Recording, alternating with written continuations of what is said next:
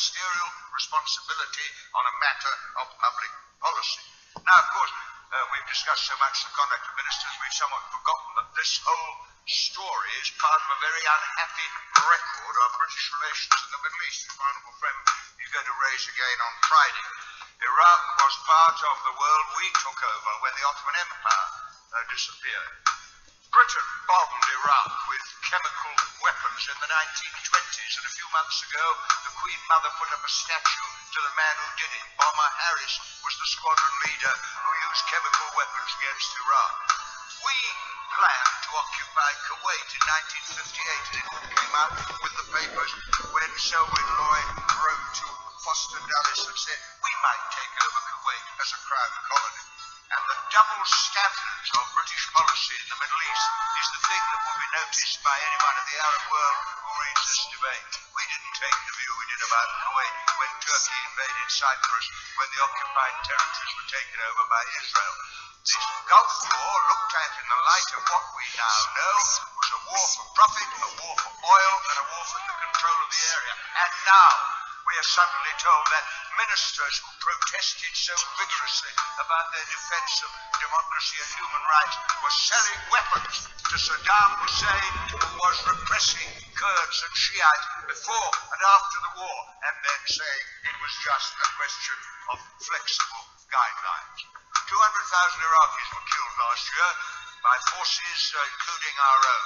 150,000 Iraqi babies under 5 were expected to die by the Harvard medical team that looked at the bombing of the water supply by British, American and French bombers.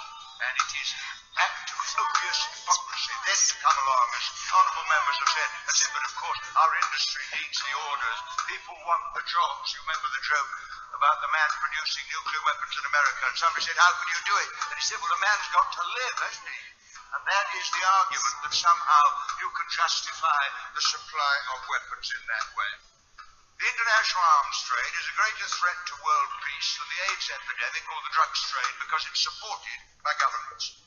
It props up dictators, the Shah, Batista, Marcos, Papadoc, all these people, Pinochet, props them up, and they get the weapons to crush their own people in the interests of keeping down their own people so that the multinationals can make a profit from the superpowers that sell them the weapons. And then, because they bought the weapons, they get into trouble with the IMF, and the IMF comes along and says, cut your social budgets, because you've got to pay the debt on the arms you bought to keep down your own people. And, of course, the waste of skill. Some of the most brilliant scientists and engineers in the world are working on methods of death instead of the means of life.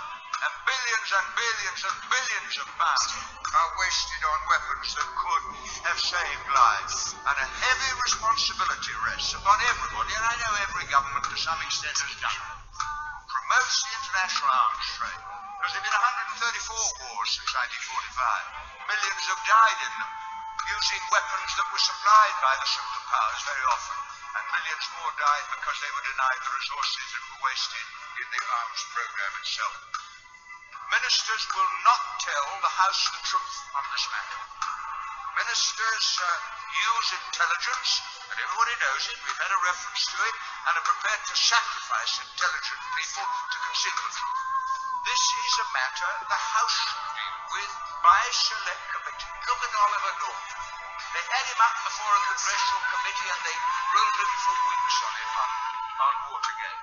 When Peter Wright wrote a book saying he'd committed treason, they spent millions of pounds trying to prevent the book getting into the hands of the British people. It's the central question. Who is allowed to buy the weapon? Who controls it? Who knows what happens? Who tells the truth?